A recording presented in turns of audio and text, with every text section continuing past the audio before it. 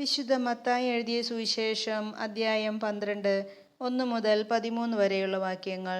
സാബത്തിനെ കുറിച്ച് വിവാദം. അക്കാലത്ത് ഒരു സാബത്തിൽ യേശു ഗോതമ്പ് വയലിലൂടെ കടന്നു പോവുകയായിരുന്നു. അവന്റെ ശിഷ്യന്മാർക്ക് വിശന്നു. അവർ കതിരുകൾ പറിച്ചു തിന്നാൻ തുടങ്ങി. ഫരിസേയർ ഇത് കണ്ട് അവനോട് പറഞ്ഞു, നോക്കൂ, സാബത്തിൽ നിഷിദ്ധമായത് നിന്റെ ശിഷ്യന്മാർ ചെയ്യുന്നു. അവൻ പറഞ്ഞു, വിശന്നപ്പോൾ ദാവീദും അനുചരന്മാരും എന്താണ് ചെയ്തതെന്ന് നിങ്ങൾ വായിച്ചിട്ടില്ലേ?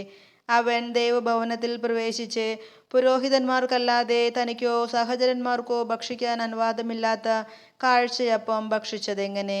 അല്ലെങ്കിൽ സാബത്ത് ദിവസം ദേവാലയത്തിലെ പുരോഹിതന്മാർ സാബത്ത് ലംഘിക്കുകയും അതേസമയം കുറ്റമറ്റവരായിരിക്കുകയും ചെയ്യുന്നതെങ്ങനെയെന്ന് നിങ്ങൾ നിയമത്തിൽ വായിച്ചിട്ടില്ലേ?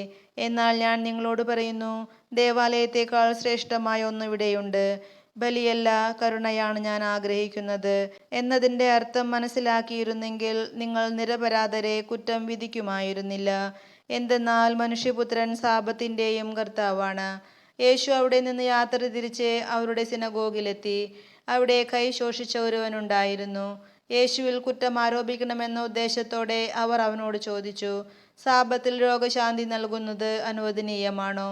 അവൻ പറഞ്ഞു, നിങ്ങളിൽ ആരാണ് തൻ്റെ ആട് സാബത്തിൽ കുഴിയിൽ വീണാൽ പിടിച്ചു കയറ്റാത്തത്? ആടിനേക്കാൾ എത്രയേറെ വിലപ്പെട്ടവനാണ് മനുഷ്യൻ. അതിനാൽ സാബത്തിൽ നന്മ ചെയ്യുക അനുവദനീയമാണ്.